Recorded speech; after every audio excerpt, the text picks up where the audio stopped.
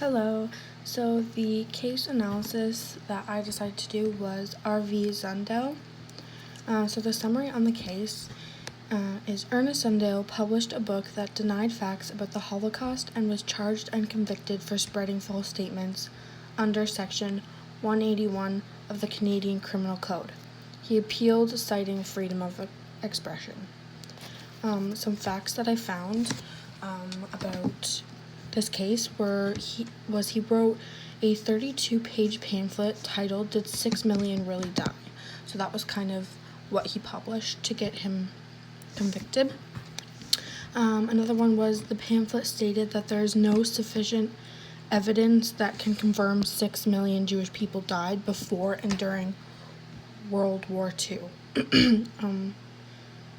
Another one was it also stated that the Holocaust is a myth and conspiracy created by Jewish people.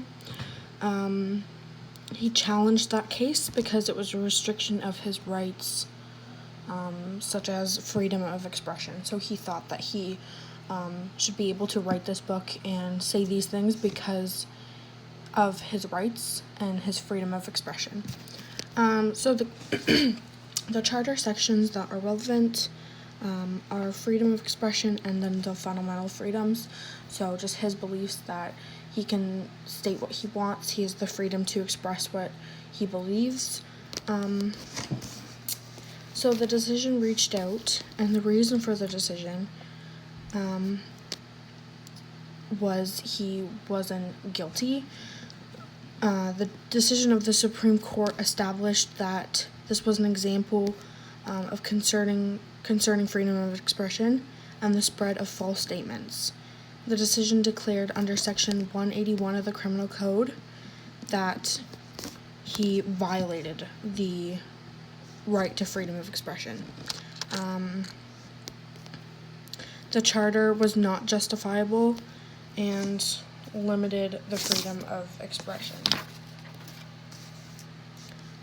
So I thought these were kind of my opinions on the significance of the case to both society and Canada, that the Holocaust was a very touchy subject. It was a horrible thing in our history that happened to Jewish people, and I feel like people, society, Canada, the whole world, it's a very touchy subject, and for someone to say it was a myth kind of could push some buttons, and obviously this was taken to Supreme Court because he could have possibly was basically lying about it. But he claimed that it was his ideas and it was his freedom of expression to be able to say what he was feeling.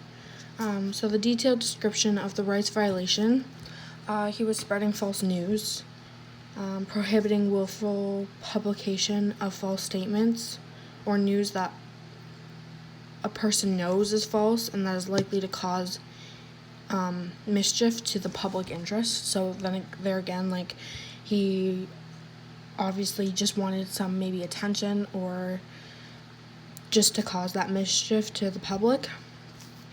The code infringes the guarantee of freedom of expression, so he basically used that right that he has against himself to kind of claim that he could say what he felt because of the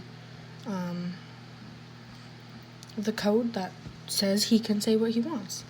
The accused was then charged with spreading false news contrary.